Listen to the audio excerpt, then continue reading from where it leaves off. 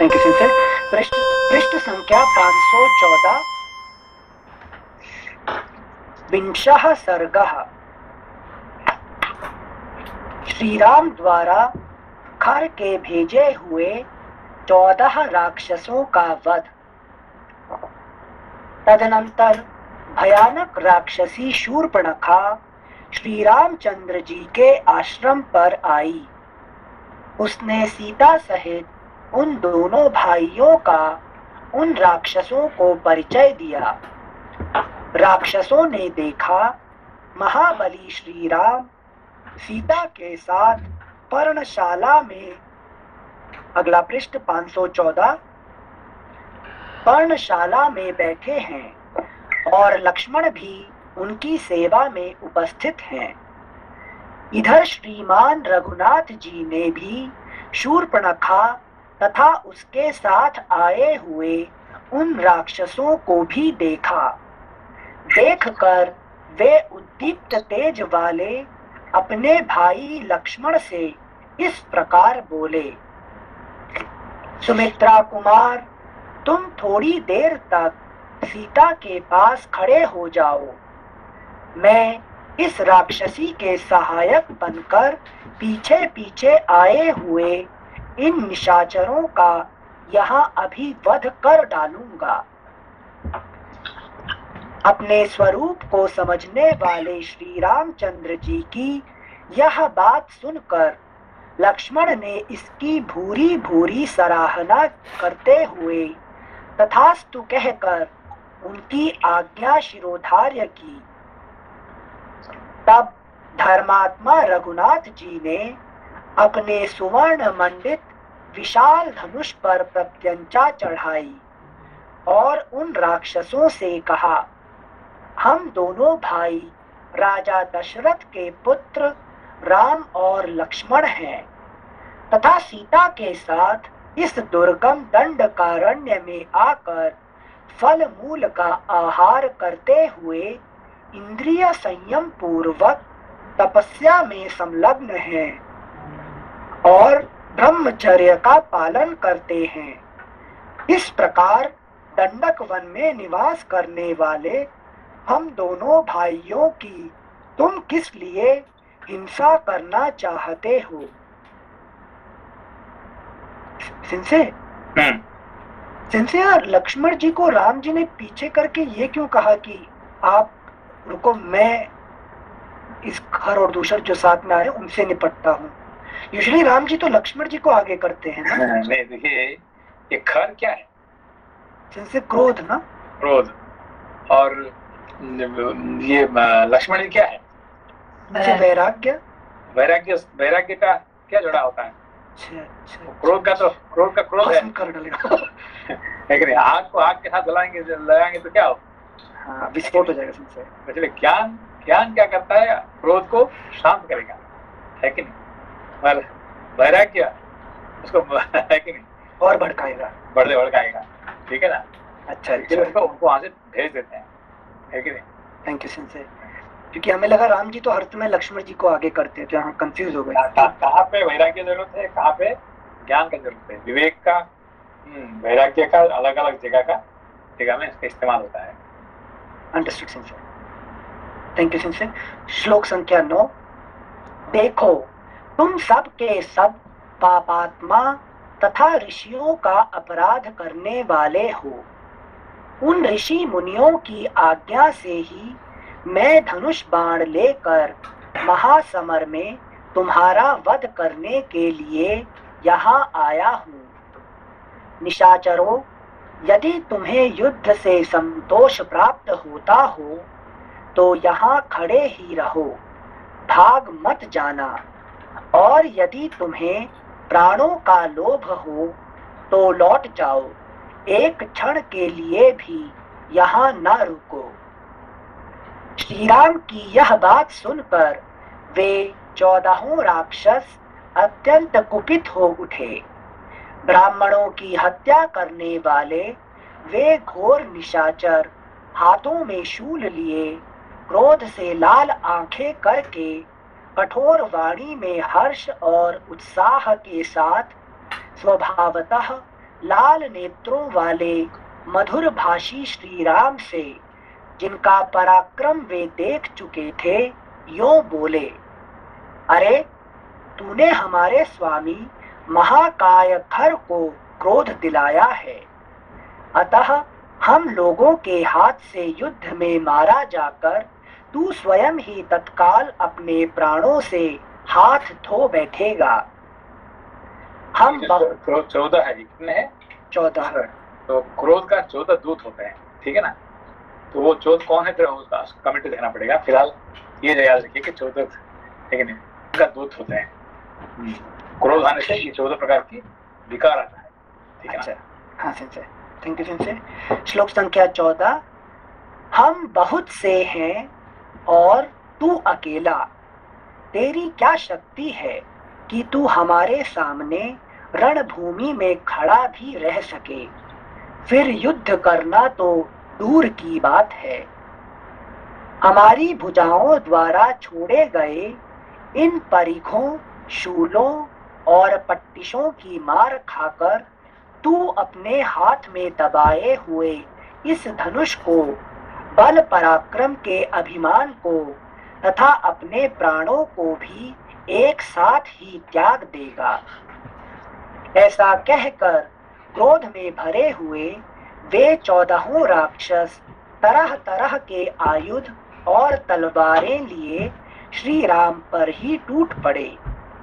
उन राक्षसों ने दुर्जय वीर श्री राघवेंद्र पर वे शूल चलाए, परंतु ककुत्स्थ कुलभूषण श्री रामचंद्र जी ने उन समस्त 14 शूलों को उतने ही सुवर्ण भूषित बाणों द्वारा काट डाला। तत्पश्चात महातेजस्वी रघुनाथ जी ने अत्यंत कुपित हो शान पर चढ़ाकर तेज किए गए सूर्य तुल्य तेजस्वी 14 नाराज हाथ में लिए, तेजस्वी 14 नाराज हाथ में लिए, फिर धनुष लेकर उस पर उन बाणों को रखा और कान तक खींचकर राक्षसों को लक्ष्य करके छोड़ दिया, मानो इंद्र ने वज्रों का प्रहार किया हो। अगला पृष्ठ 516। वे बाण बड़े वेग से उन राक्षसों की छाती छेद कर रुधिर में डूबे हुए निकले और ताबी से बाहर आए हुए सर्पों की भांति तत्काल पृथ्वी पर गिर पड़े। उन नाराजों से हृदय विदीर्ण हो जाने के कारण वे राक्षस जड़ से कटे हुए वृक्षों की भांति धराशायी हो गए। वे सब के सब खून से नहा गए थे, उनके शरीर विकृत हो गए थे। उस अवस्था में उनके प्राण पखेरु उड़ गए। उन सबको पृथ्वी पर पड़ा देख वह राक्षसी क्रोध से मूर्छित हो गई और खर के पास जाकर पुनः आर्त भाव से गिर पड़ी। उसके कटे हुए कानों और नाकों का खून सूख गया था, इसलिए गोंद युक्त लता के समान प्रतीत होती थी। भाई के निकट शोक से पीड़ित हुई शूर्पणखा बड़े जोर से आर्तनाद करने और फूट फूट कर रोने तथा आंसू बहाने लगी। उस समय उसके मुख की कांति फीकी पड़ गई थी। रणभूमि में उन राक्षसों को मारा गया देख खर की बहन शूर्पणखा पुनः वहां से भागी हुई आई। मतलब जो क्रोध को कौन जगाता है? क्रोध यूजुअली क्रोध जो अपने आप कुछ नहीं करता है, काम इसको जगाता है कि नहीं? क्रोध अपने आप क्रोध नहीं आता है कि नहीं? क्रोध हमेशा सोता रहता है अपने आप को, है कि नहीं? वो चुपचाप रहता है, उसको जगाने वाली कौन है? काम है। इसलिए शूर्पणखा बार बार जाके उसको उठाती है उसको, है कि नहीं?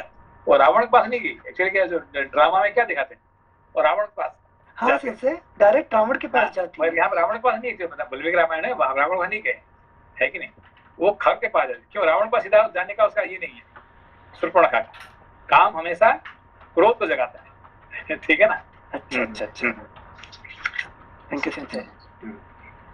श्लोक संख्या 25। रणभूमि में उन राक्षसों को मारा गया देख खर की बहन शूर्पणखा पुनः वहां से भागी हुई आई। उसने उन समस्त राक्षसों के वध का सारा समाचार भाई से कह सुनाया। इस प्रकार श्री वाल्मीकि निर्मित आर्ष रामायण आदि काव्य के अरण्य कांड में 20वां सर्ग पूरा हुआ। 21वां सर्ग।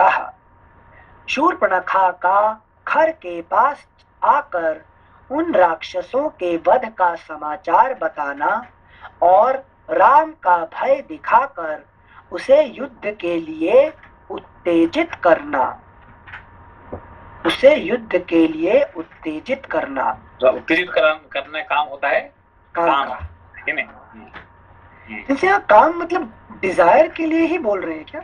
हाँ, एक्चुअली क्या है कि जो लस्ट होता है काम का जो है उसका क्या कहते हैं, रिप्रेजेंटेटिव, ठीक है ना? तो बेसिकली जो सारे डिजायर को काम कहते हैं और लस्ट को भी काम कहते हैं। तो इसका मतलब क्या है कि lust is the representative of the main representative of the all काम। अच्छा, ठीक है। हाँ हाँ हाँ, मतलब जैसे lust for money is also desire to become rich. So many things जो आपको जो जो चाहिए ये सब डिजायर बहुत सारे चाहिए होता है। इसमें से नंबर 1 क्या होता है मनुष्य का? ये होता है लस्ट होता है। अच्छा अच्छा, थैंक यू सर।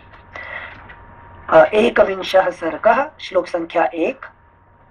शूर्पणखा को पुनः पृथ्वी पर पड़ी हुई देख अनर्थ के लिए आई हुई उस बहन से खर ने क्रोध पूर्वक स्पष्ट वाणी में फिर कहा, बहन, मैंने तुम्हारा प्रिय करने के लिए उस समय बहुत से शूरवीर एवं मांसाहारी राक्षसों को जाने की आज्ञा दे दी थी। अब फिर तुम किस लिए रो रही हो? मैंने जिन राक्षसों को भेजा था वे मेरे भक्त, मुझ में अनुराग रखने वाले और सदा मेरा हित चाहने वाले हैं। वे किसी के मारने पर भी मर नहीं सकते। उनके द्वारा मेरी आज्ञा का पालन ना हो यह भी संभव नहीं है। जैसे ये समझिए, वे किसी के मारने पर भी मर नहीं सकते। दूतों को तो मार दिया ना सिंसेराम जी ने। यहाँ पर बोल रहे हैं कि वे किसी के मारने पर भी मर नहीं सकते। पर राम जी नॉर्मली ये कहने मतलब ये कि नॉर्मली जो है किसी ने भी मार नहीं सकता है कि नहीं? अच्छा, दूत को ही नहीं मार सकते बेसिकली। ओके ओके, क्रोध पर विजय पाना तो अलग बात है, क्रोध के दूत पर भी विजय नहीं पा सकते। हाँ, क्योंकि जब कौन है संसार में कि जो कि क्रोध को विजय प्राप्ति कर सकता है कि नहीं? Thank you sensei. श्लोक संख्या 4। फिर ऐसा कौन सा कारण उपस्थित हो गया जिसके लिए तुम हा नाथ की पुकार मचाती हुई समझ नहीं सकता है कौन? समझ नहीं पा रहे। किसने वो 14 दूत को मार देगा ये संभव नहीं है कि नहीं? संसार में है कि नहीं? वो तो ब्रह्मा जी से वर मिला है उसको कि तुमको कोई भी जीत नहीं सकता है। फिर ये कौन आ गया जीतने वाले, है कि नहीं? अच्छा अच्छा अच्छा, हिंट लग गया कि नॉर्मल बंदा नहीं है। क्योंकि ऋषि मुनियों भी क्रोध को जीतना मुश्किल है कि नहीं? देवता भी मुश्किल क्रोध नहीं जी सकते हैं, ठीक है ना? ये कौन आ गया? Thank you sensei. श्लोक संख्या 4। फिर ऐसा कौन सा कारण उपस्थित हो गया जिसके लिए तुम हा नाथ की पुकार मचाती हुई सांप की तरह धरती पर लौट रही हो? मैं उसे सुनना चाहता हूँ। मेरे जैसे संरक्षक के रहते हुए तुम अनाथ की तरह विलाप क्यों करती हो? उठो उठो, इस तरह लौटो मत, घबराहट छोड़ दो। खर के इस प्रकार सांत्वना देने पर वह दुर्धर्ष राक्षसी अपने आंसू भरे नेत्रों को पोंछकर भाई खर से बोली, भैया, मैं इस समय फिर तुम्हारे पास क्यों आई हूँ यह बताती हूँ, सुनो। मेरे नाक कान कट गए, मेरे नाक कान कट गए और मैं खून की धारा से नहा उठी। उस अवस्था में जब पहली बार मैं आई थी, तब तुमने मुझे बड़ी सांत्वना दी थी। अगला पृष्ठ 517।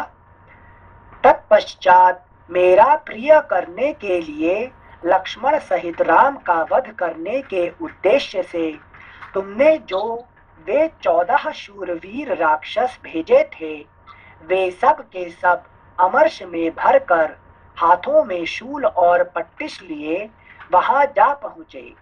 परंतु राम ने अपने मर्म भेदी बाणों द्वारा उन सबको सम्रांगण में मार गिराया। उन महान वेगशाली निशाचरों को क्षण भर में ही धराशायी हुआ देख राम के उस महान पराक्रम पर दृष्टिपात करके मेरे मन में बड़ा भय उत्पन्न हो गया। निशाचर राज, मैं भयभीत, उद्विग्न और विषादग्रस्त हो गई हूँ। मुझे सब ओर भय ही भय दिखाई देता है, इसीलिए फिर तुम्हारी शरण में आई हूँ। मैं शोक के उस विशाल समुद्र में डूब गई हूँ, जहाँ विषाद रूपी मगर निवास करते हैं और त्रास की तरंग मालाएं उठती रहती हैं। मतलब काम की जो पावर क्या है? से भय भय उत्पन्न करना। क्रोध इज द पावर ऑफ काम। अच्छा, है कि नहीं? तो क्रोध का विभिन्न रूप दिखाने का, है कि नहीं? You know what I can do, है कि नहीं? मैं तुम्हारा ये कर दूंगा, वो कर दूंगा, जो है ना, जो चिल्लाने का जो है वो क्या है? ये सब क्रोध है, ये काम पैदा करती है, ठीक है ना? काम से क्रोध का पैदा होता है। इसका पहले 14, फिर 14,000, है कि नहीं? पिताजी 14,000 रूप दिखाती है। कौन? क्रोध का, ये काम का पावर है, ठीक है ना? अच्छा, मतलब सीड यहाँ पर काम को बोल रहे हैं। क्योंकि क्रोध नॉर्मली क्रोध आता है, उसका मतलब क्या है? उसका अंदर में कोई डिजायर है कि नहीं? Some desire is there, that's why anger is coming, otherwise anger can not come, ठीक है ना? जिसका पास कोई डिजायर ही नहीं है तो उसको क्या, उसको काम को क्या कहते हैं? क्रोध के क्या है? क्यों आए? ठीक है, कंटेंटेड रहेगा, पूरा शांत स्वभाव। हाँ सेंसे, यहाँ एक मेरा एक प्रश्न है, तो उसका मीनिंग कि कुंभकर्ण को कभी क्रोध नहीं आता है? नहीं, उसका काम नहीं है क्या उसका पास? उसका डिजायर नहीं है ना सेंसे, खाना पीना सोना है ना? निद्रासन जो उसको युद्ध करने के लिए क्यों गया? युद्ध करने इसलिए गया सेंसे, अगर वो नहीं जाएगा तो भाई उसको मार देगा, तो इसलिए। हाँ, तो वही है ना, उसका डर है ना कि भाई मैं नहीं जाऊंगा। उसको पहले तो बहुत कोशिश किया समझाने के लिए, किसको? भाई को। अरे भाई क्यों लड़ाई कर रहे हैं, क्या जरूरत है, अपना पास सब कुछ है। वो तो पूरा समझाया, फिर भी उसको मौका नहीं, तुमको मैं खाना नहीं दूंगा, तुमको रहने नहीं दूंगा, तुमको डर के मारे वो युद्ध करने के लिए गया वहां पे, ठीक है ना? तो वो भाई वो सब काम डिजायर होने के कारण से उसको युद्ध करना पड़ा उसको, ठीक है? सिंसे अविद्या काम कर्म बोलते हैं, और यहाँ पर काम से क्रोध आ रहा है। नहीं, वो जो है अविद्या काम कर्म, वो है सीड, है कि नहीं? सब कुछ जो है अविद्या से शुरू होता है। अविद्या होने की वजह से काम पैदा होता है, काम होने से सारे कर्म पैदा होता है। मगर जब काम पूरा नहीं होता है, फिर क्या करता है? क्रोध आ जाता है। क्रोध आता है कि नहीं? अच्छा, thank you sensei. 先生、すいません、今ロパさんも言った、ダニエルさんも言ったんですけど、this karma is like I want this or I want to do this is very straightforward, but usually I don't want this, I don't want to do this. It's quite strong. Is that also karma, right? No, karma has two forms. Okay, karma has two forms. One is called Rahu. Second is called Ketu. Okay, so Rahu is what? I want. It's continuing, and Ketu is I don't want. Okay, I want is Rahu. I don't want is Ketu. Okay, and so I am negative. हमेशा Ketu is negative, and Rahu is always positive. Okay, so wanting is I need this, everything I need. That is Rahu. I don't need anything negative, everything negative. That is Ketu. So this is the two-way Rahu and Ketu. Okay. Yes. But they are kind of mixed, right? In the beginning, I want this, and there's something came, and I don't want it. That's why they are always in the opposite direction. Okay, Rahu and Ketu, they are opposite direction. Why? Because one is I want, so the plus minus that become same. Okay, one is plus and one is minus. Okay. Okay, thank you. Thank you sensei. श्लोक संख्या 11। निशाचर राज, मैं भयभीत, उद्विग्न और विषादग्रस्त हो गई हूँ। मुझे सब ओर भय ही भय दिखाई देता है, इसीलिए फिर तुम्हारी शरण में आई हूँ। मैं शोक के उस विशाल समुद्र में डूब गई हूँ, जहाँ विषाद रूपी मगर निवास करते हैं और त्रास की तरंग मालाएं उठती रहती हैं। तुम उस शोक सागर से मेरा उद्धार क्यों नहीं करते हो? जो मांस भक्षी राक्षस मेरे साथ गए थे, वे सब के सब राम के पैने बाणों से मारे जाकर पृथ्वी पर पड़े हैं। राक्षस राज, यदि मुझ पर और उन मरे हुए राक्षसों पर तुम्हें दया आती हो, तथा यदि राम के साथ लोहा लेने के लिए तुम में शक्ति और तेज हो, तो उन्हें मार डालो, क्योंकि दंडकारण्य में घर बनाकर रहने वाले राम राक्षसों के लिए कंटक हैं। तो सिंसे यहाँ पर ईगो को अटैक कर रहा है काम क्या कि अगर शक्ति है तो तुम युद्ध करो। दैट मीन्स उसको जगा रहा है, उसको ही इज ऑलवेज उत्तेजित करना है कि नहीं, ये because power, that is power of the काम। अच्छा, ओके। Thank you sensei. श्लोक संख्या 15। यदि तुम आज ही शत्रुघाती राम का वध नहीं कर डालोगे, तो मैं तुम्हारे सामने ही अपने प्राण त्याग दूंगी। फिर ये थ्रेटनिंग है कि नहीं, ब्लैकमेलिंग है कि नहीं, ये ब्लैकमेलिंग द क्रोध। Okay, thank you सिंसे।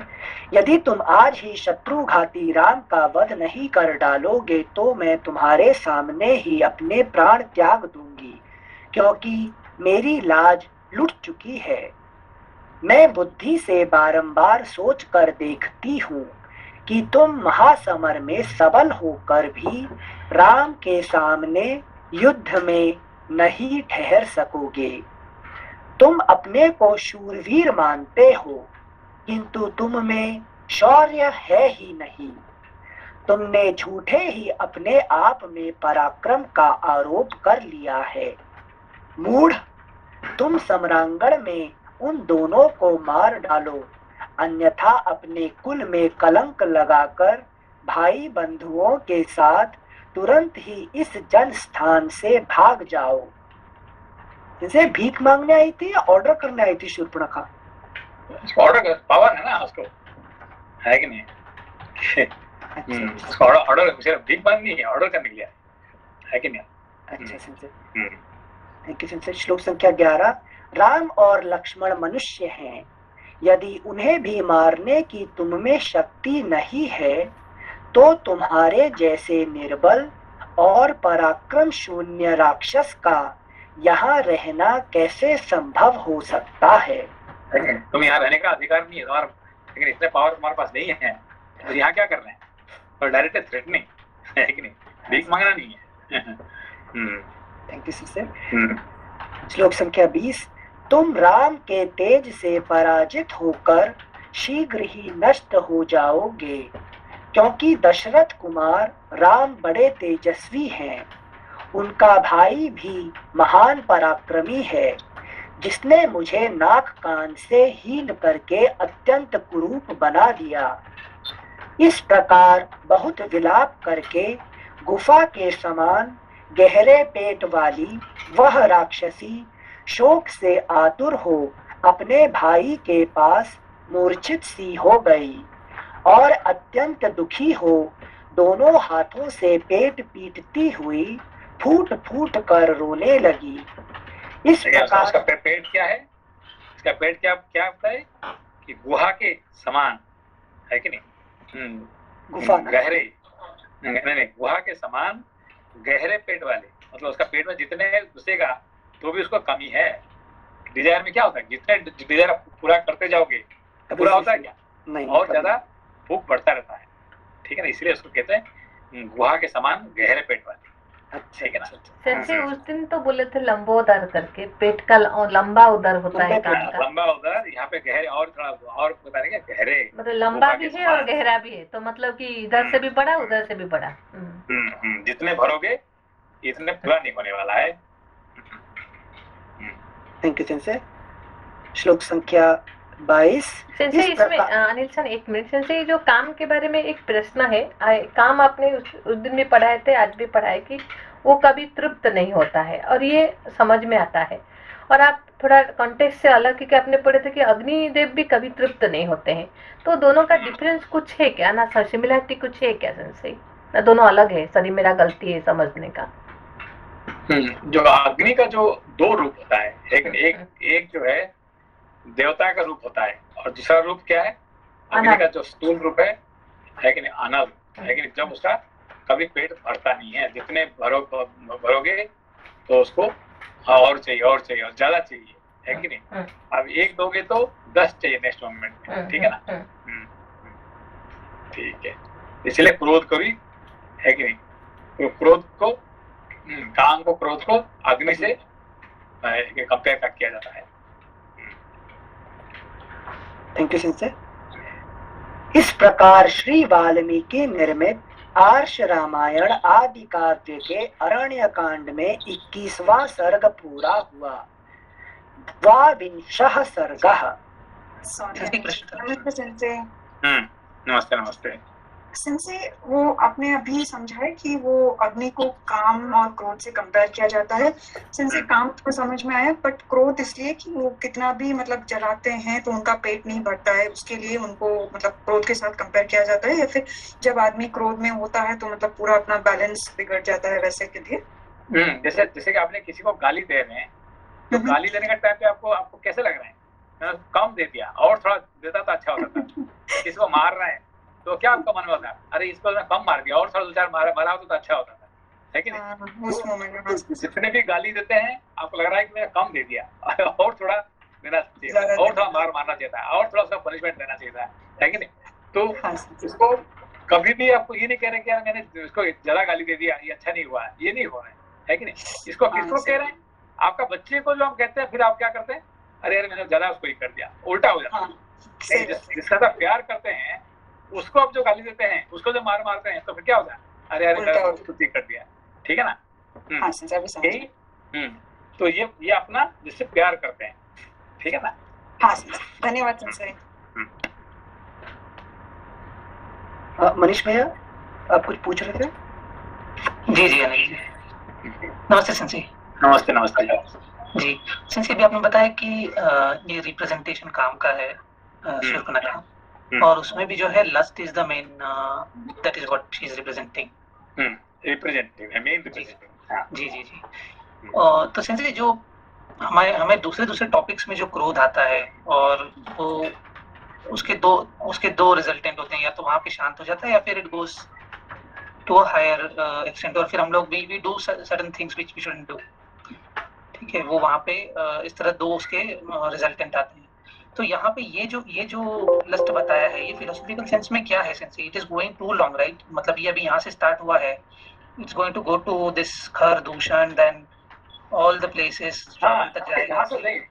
जी, हमारे जो ये जो रामायण में कहाँ से शुरू होता है, राक्षस का जर्नी शुरू होता शूर्पणखा से, ठीक है ना। उससे पहले नहीं है, उससे पहले तो ऋषि मुनि के पास जाते हैं, राम जी क्या करते हैं, राम जी है कि नहीं, उनका अगस्त्य मुनि के पास जाते हैं, इसका पास जाते हैं, उसका सुतीक्षण में जाते हैं, ये बड़े से बड़ी गुड टाइम अब शुरू हुआ है कि नहीं, अब शुरू हुआ है कि नहीं, कहाँ से, ये शूर्पणखा से, ठीक है ना। फिर खर आ गया, फिर दूषण आ जाएगा, फिर उसके साथ साथ 14,000 आएंगे, पहले 14 आए थे, फिर 14,000 आएंगे, साथ में, है कि नहीं। फिर उनके पास फिर है कि मारीच आएगा, है कि नहीं, लोभ, फिर मोह, मद, माश्चर्य, ऐसे गति चलता रहेगा, है कि नहीं। पूरा 6 रिपु को मारने के बाद फिर वो युद्ध बंद होता है। अयोध्या का रास्ता देखते हैं, है कि नहीं। अयोध्या कब आएगा? अयोध्या जब अपने 6 रिपु को, 6 शत्रुओं को मार देंगे, तब जाके आप अयोध्या को लौट सकते हैं, ठीक है ना। मेरा यही प्रश्न था कि सामान्य सिचुएशन में भी जब आपको क्रोध आता है, तो अगर आपको उसको शांत करना है तो आपको ये 6 शत्रुओं को खत्म करके ही उसको शांत कर सकते हैं क्या? नहीं, साधारण आपको जब भी आपको पास काम नहीं है तो क्रोध आएगा नहीं ना। साधारण कैसे आएगा, कहाँ आएगा आपको बताइए। बिना काम से आपको कभी क्रोध आया है क्या? बिना काम मतलब मैं लास्ट की बात नहीं कर रहा हूँ जी, बिना कोई डिजायर के बिना आपका क्रोध आता है, आएगा क्या कभी? सेंसी, अगर फॉर एग्जाम्पल मेरा किसी से लड़ाई हुआ and I am talking to I mean very harsh word with him. नहीं, can you tell anybody harsh word without having any desire? Desire तो रहेगा सेंसी, या तो हम बोलेंगे ऐसा होना चाहिए या नहीं होना चाहिए, even you are getting angry with your son when you want him to study well, okay, तो स्कूल जाओ, तो पढ़ाई करो, कुछ तो डिजायर है ना। फिर आप उसको गालियां देंगे, अरे यार तुम क्या करते, देखो वो अच्छा पढ़ाई करता है, ये अच्छा पढ़ाई करता है, तो अच्छा नहीं करते, ये नहीं करते, है कि नहीं। क्यों? क्योंकि आपका मन में डिजायर है कि वो अच्छा पढ़े, ठीक है ना जी। तो वो भी एक डिजायर है। तो कोई कुछ ना कुछ बिना डिजायर से क्रोध नहीं आता, नहीं आएगा। अच्छा, है कि नहीं। कोई भी किसी के साथ, है कि नहीं, चाहे कोई भला हो बुरा हो जो भी हो, है कि नहीं, बिना काम से क्रोध कभी नहीं आएगा, कभी भी। और सेंसी उसके फिर लास्ट मोमेंट पे हमको अपना ईगो ही शांत करना पड़ेगा। मींस डिजायर को आप बंद कर दो, है कि नहीं। तो फिर क्या होगा, है कि नहीं। जैसे कि एक बंदर ने, है कि नहीं, किसने एक मटकी का अंदर में उसने क्या रखा था कि बेरी रखा था, ठीक है ना।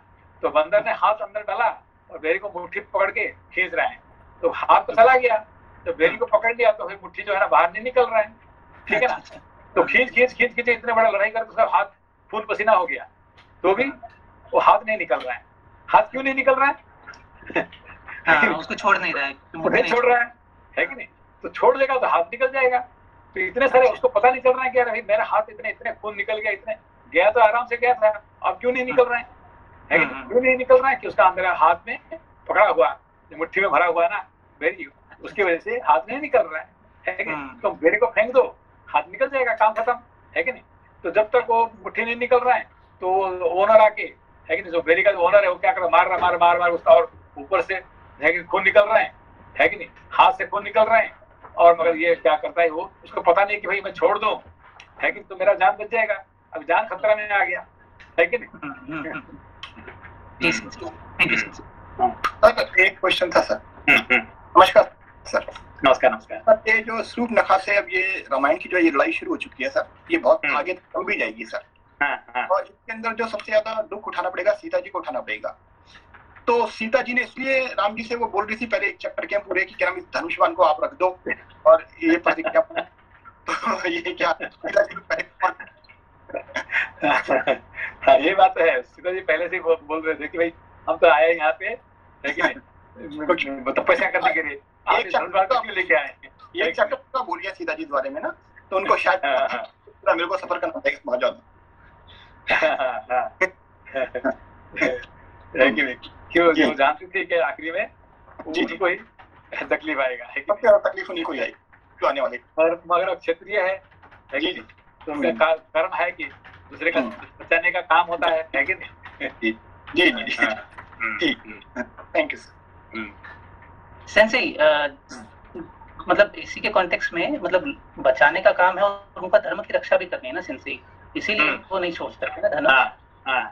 तो वही उनका धर्म है। उनका धर्म क्या है कि परित्राणाय साधनाम विनाशाय चतुष्कृताम, है कि नहीं। जी सेंसे, थैंक यू सेंसे। द्वाविंशः सर्गः।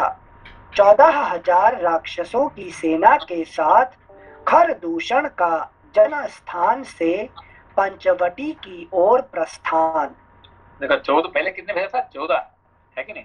तो 14 जो है 14,000 का रिप्रेजेंटेटिव, एक एक जो ना उसको एक एक छोटे कोई एक एक भेज दिया उन्हें। अभी 14 काम में नहीं आएगा तो 14,000 को लेके जा रहे हैं साथ में, ठीक है ना? हाँ सर, थैंक यू सेंसे। श्लोक संख्या 1। शूर्पणखा द्वारा इस प्रकार तिरस्कृत होकर शूरवीर खर ने राक्षसों के बीच अत्यंत कठोर वाणी में कहा। अगला पृष्ठ 518। बहन, तुम्हारे अपमान के कारण मुझे बेतरह क्रोध चढ़ आया है। इसे धारण करना या दबा देना उसी प्रकार असंभव है जैसे पूर्णिमा को प्रचंड वेग से बढ़े हुए खारे पानी के समुद्र के जल को, अथवा यह उसी प्रकार असह्य है जैसे घाव पर नमकीन पानी का छिड़कना। मैं पराक्रम की दृष्टि से राम को कुछ भी नहीं गिनता हूँ, क्योंकि उस मनुष्य का जीवन अब क्षीण हो चला है। वह अपने दुष्कर्मों से ही मारा जाकर आज प्राणों से हाथ धो बैठेगा। तुम अपने आंसुओं को रोको और यह घबराहट छोड़ो। मैं भाई सहित राम को अभी यमलोक पहुंचा देता हूँ। राक्षसी आज मेरे फरसे की मार से निष्प्राण होकर धरती पर पड़े हुए राम का गरम गरम रक्त तुम्हें पीने को मिलेगा। खर के मुख से निकली हुई इस बात को सुनकर शूर्पणखा को बड़ी प्रसन्नता हुई। उसने मूर्खतावश राक्षसों में श्रेष्ठ भाई खर की पुनः भूरी भूरी प्रशंसा की। उसने पहले जिसका कठोर वाणी द्वारा तिरस्कार किया और पुनः जिसकी अत्यंत सराहना की, उस खर ने उस समय अपने सेनापति दूषण से कहा। उस खर ने उस समय अपने सेनापति दूषण से कहा। देखो खर का सेनापति कौन है? दूषण, है कि नहीं? तो क्या होता है, जब गुस्सा होता है सब पॉल्यूट हो, दूसरों का पॉल्यूट हो जाता है कि नहीं? जिंदगी पूरा पॉल्यूट हो जाता है गुस्से से। Thank you sir. श्लोक संख्या 8। सौम्य, मेरे मन के अनुकूल चलने वाले, युद्ध के मैदान से पीछे न हटने वाले, भयंकर वेगशाली, मेघों की काली घटा के समान काले रंग वाले, लोगों की हिंसा से ही क्रीड़ा विहार करने वाले तथा युद्ध में उत्साहपूर्वक आगे बढ़ने वाले 14,000 राक्षसों को युद्ध के लिए भेजने की पूरी तैयारी कराओ। सौम्य सेनापते, तुम शीघ्र ही मेरा रथ भी यहाँ मंगवा लो। उस पर बहुत से धनुष बाण, विचित्र विचित्र खड्ग और नाना प्रकार की तीखी शक्तियों को भी रख दो। रणकुशल वीर, मैं इस उद्दंड राम का वध करने के लिए महामनस्वी पुलस्त्यवंशी राक्षसों के आगे आगे जाना चाहता हूँ। क्या क्या तीखी शक्तियों को, ठीक है ना?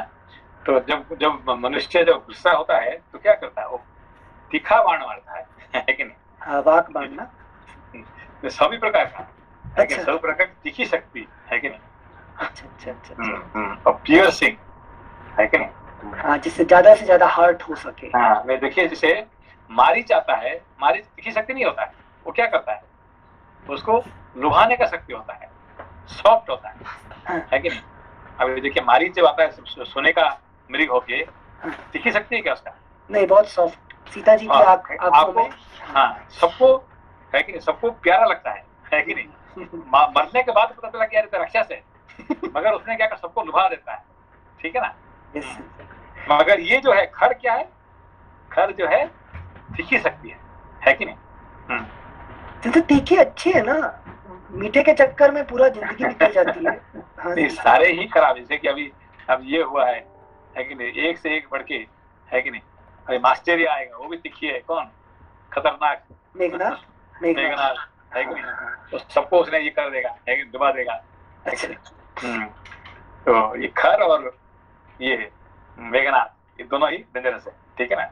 अच्छा सर, थैंक यू सर। श्लोक संख्या 11। रण कुशल वीर, मैं इस उद्दंड राम का वध करने के लिए महामनस्वी पुलस्त्यवंशी राक्षसों के आगे आगे जाना चाहता हूँ। उसके इस प्रकार आज्ञा देते ही एक सूर्य के समान प्रकाशमान और चितकबरे रंग के अच्छे घोड़ों से जुता हुआ विशाल रथ वहां आ गया। दूषण ने खर को इसकी सूचना दी। वह रथ मेरु पर्वत के शिखर की भांति ऊंचा था। उसे तपाए हुए सोने के बने हुए साज-बाज से सजाया गया था। उसके पहियों में सोना जड़ा हुआ था। उसका विस्तार बहुत बड़ा था। उस रथ के ऊपर वैदूर्य मणि से जड़े गए थे। उसकी सजावट के लिए सोने के बने हुए मत्स्य, फूल, वृक्ष, पर्वत, चंद्रमा, सूर्य, मांगलिक पक्षियों के समुदाय तथा तारिकाओं से वह रथ सुशोभित हो रहा था।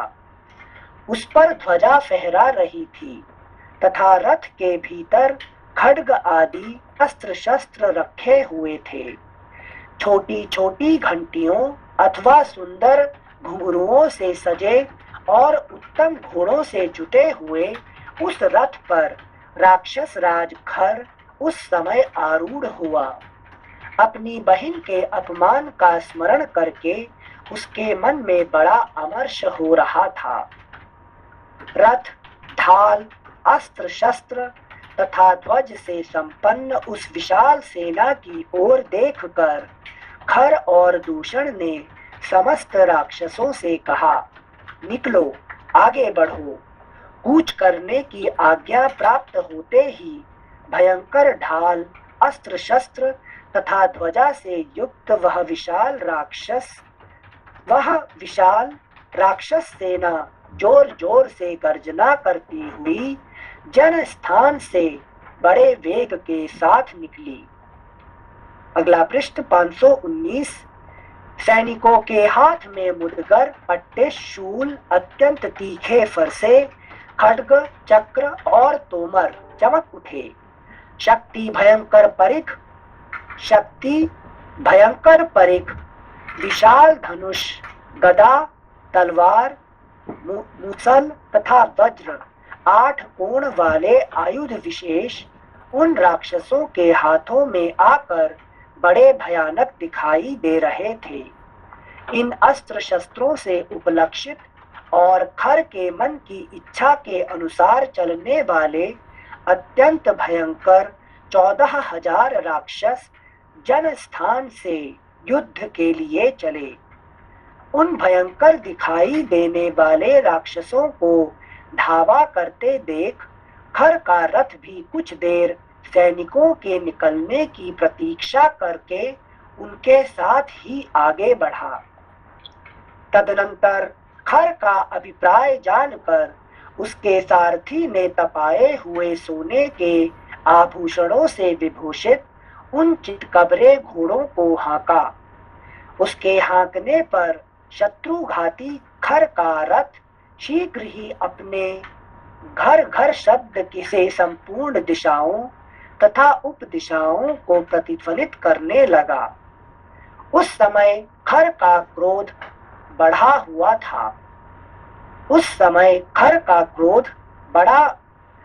हुआ था। उसका स्वर भी कठोर हो गया था। वह शत्रु के वध के लिए उतावला होकर यमराज के समान भयानक जान पड़ता था। जैसे ओलों की वर्षा करने वाला मेघ बड़े जोर से गर्जना करता है, उसी प्रकार महाबली खर ने उच्च स्वर से सिंहनाद करके पुनः सारथी को रथ हाँकने के लिए प्रेरित किया। इस प्रकार श्री वाल्मीकि निर्मित आर्ष रामायण आदि काव्य के अरण्य कांड में 22वां सर्ग पूरा हुआ। त्रयोविंशः सर्गः। भयंकर उत्पातों को देखकर भी खर का उनकी परवाह नहीं करना तथा राक्षस सेना का श्री राम के आश्रम के समीप पहुंचना। उस सेना के प्रस्थान करते समय आकाश में गधे के समान धूसर रंग वाले बादलों की महाभयंकर घटा घिर आई। उसकी तुमुल गर्जना होने लगी तथा सैनिकों के ऊपर घोर अमंगल सूचक रक्तमय जल की वर्षा आरंभ हो गई। खर के रथ में जुटे हुए महान वेगशाली घोड़े फूल बिछे हुए समतल स्थान में सड़क पर चलते चलते अकस्मात गिर पड़े। सूर्यमंडल के चारों ओर अलात चक्र के समान गोलाकार घेरा दिखाई देने लगा, जिसका रंग काला और किनारे का रंग लाल था। तदनंतर खर के रथ की सुवर्णमय दंड वाली ऊंची ध्वजा पर एक विशालकाय गीध आकर बैठ गया, जो देखने में बड़ा ही भयंकर था। कठोर स्वर वाले मांसभक्षी पशु और पक्षी जन स्थान के पास आकर विकृत स्वर में अनेक प्रकार के विकट शब्द बोलने लगे तथा सूर्य की प्रभा से प्रकाशित हुई दिशाओं में जोर जोर से चीत्कार करने वाले और मुंह से आग उगलने वाले भयंकर गीदड़ राक्षसों के लिए अमंगलजनक भैरव नाद करने लगे। भयंकर मेघ जो मद की धारा बहाने वाले गजराज के समान दिखाई देते थे और जल की जगह रक्त धारण किए। अगला पृष्ठ 520। रक्त धारण किए हुए थे, तत्काल घिर आए। उन्होंने समूचे आकाश को ढक दिया, थोड़ा सा भी आकाश नहीं रहने दिया। सब ओर अत्यंत भयंकर तथा रोमांचकारी घना अंधकार छा गया। दिशाओं अथवा कोणों का स्पष्ट रूप से भाग नहीं हो पाता था। बिना समय के ही खून से भीगे हुए वस्त्र के समान रंग वाली संध्या प्रकट हो गई। देखो यहाँ पे एक अच्छी एग्जांपल है कि आकाश बहुत महान है कि नहीं, बहुत बड़ा है, ठीक है ना। तो हम तो उस आकाश सामने कुछ भी नहीं है, छोटे हैं। मगर जब क्रोध आता है तो क्या करता है, आकाश को भर देता है, जगह नहीं रहता है कि नहीं। समझ में आते? 7 नंबर देखिए इसमें। देखो फिर से पढ़ते 7 को। भयंकर मेघ जो मद की धारा बहाने वाले गजराज के समान दिखाई देते थे और जल की जगह रक्त धारण किए हुए थे, तत्काल घिर आए। उन्होंने समूचे आकाश को ढक दिया। थोड़ा आकाश ढक दिया है कि नहीं। आकाश को कोई ढक सकता है क्या? कोई? सूरज भी बहुत छोटा है आकाश सामने, है कि नहीं। सन मून ये सब चीजें छोटे छोटे हैं आकाश सामने। हाँ। मगर क्रोध क्या करता है, वो अकेला पूरा आकाश को ढक देता है, ठीक है ना। अच्छा अच्छा। जैसे शायद गीता में पढ़ा था ना, काम से क्रोध, फिर क्रोध से बुद्धि रूपी आकाश को ढक देने का, है कि नहीं। Thank you sir. श्लोक संख्या थोड़ा सा भी अवकाश नहीं रहने दिया, स्पेस नहीं छोड़ता। थोड़ा ही स्पेस नहीं रहा। थोड़ा सा यहाँ पर कंफ्यूज हो रहे हैं। तो स्पेस नहीं है तो मुझे ज्ञान क्यों होगा कि मुझे क्रोध क्यों हुआ था? मुझे तो याद ही नहीं। इसीलिए जब क्रोध आता है मनुष्य को, वो क्या बुरा समझता है क्या अपने को, है कि आपने क्यों किया? अरे मैंने ऐसे किया, इसीलिए किया कि उसने ऐसा ऐसे मुझे किया है, मैंने ठीक किया है कि नहीं। मैंने क्या गलती किया है? कभी कोई मनुष्य कहता कि मैं गलती कर दिया, है कि नहीं। क्रोध में नहीं कहता, मैंने जो किया है मुझे वही करना था, है कि नहीं। यहाँ आपको पता नहीं है उसने क्या किया मेरे लिए, है कि नहीं। तो इसका सारे लॉजिक किस लिए कि आई हैव डन 100% राइट। कभी भी कोई नहीं कहता थोड़ा मेरे से गलती हो गया, ही नहीं है, I have never done wrong, है कि नहीं? अच्छा अच्छा।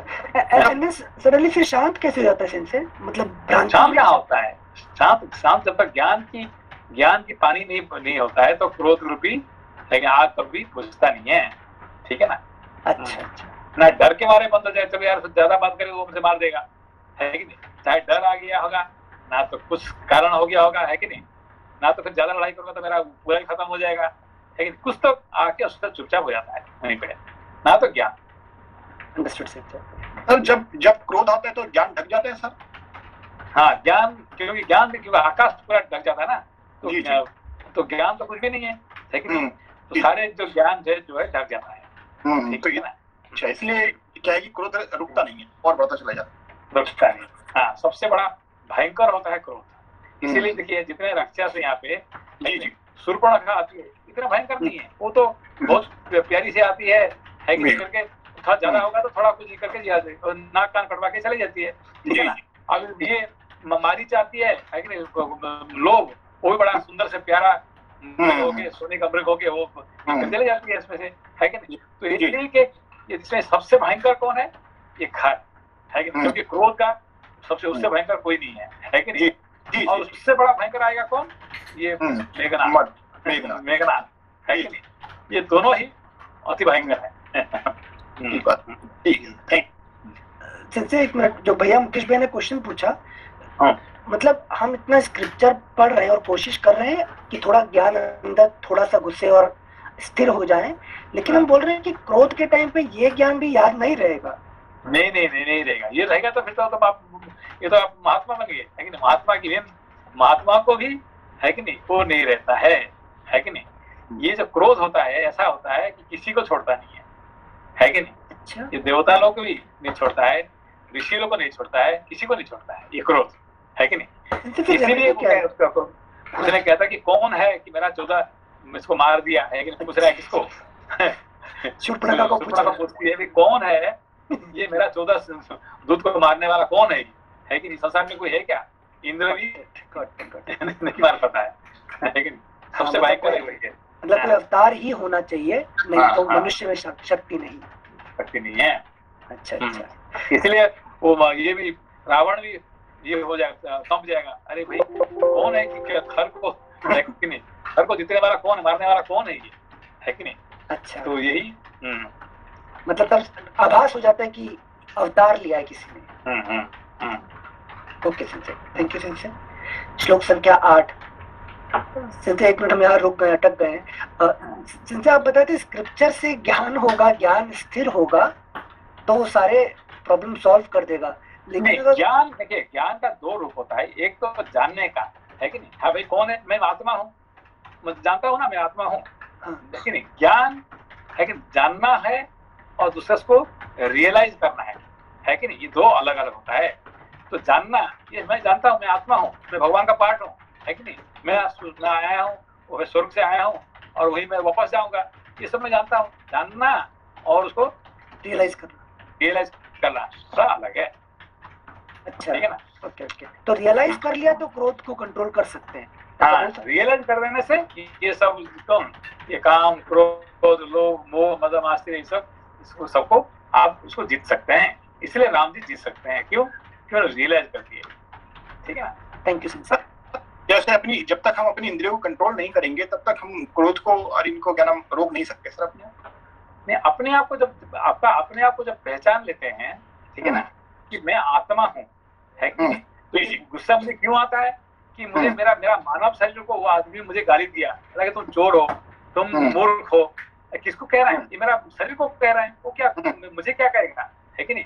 तुम चोर हो, मैं क्या, सारे विश्व तो मेरा ही है, मैं चोर कैसे बनूं, है कि नहीं? सारे संसार मेरा ही है, मैं आत्मा हूँ। ये पता चल गया तो चोर कहने हमको ये नहीं लगेगा, है? गुस्सा नहीं होगा, है कि नहीं?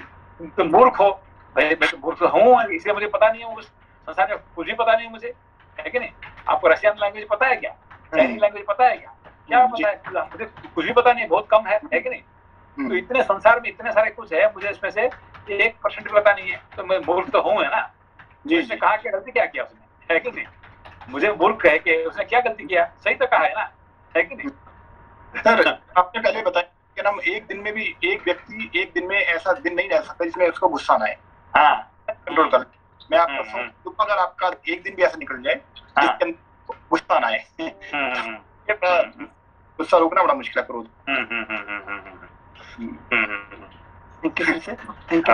Thank you. श्लोक संख्या 8।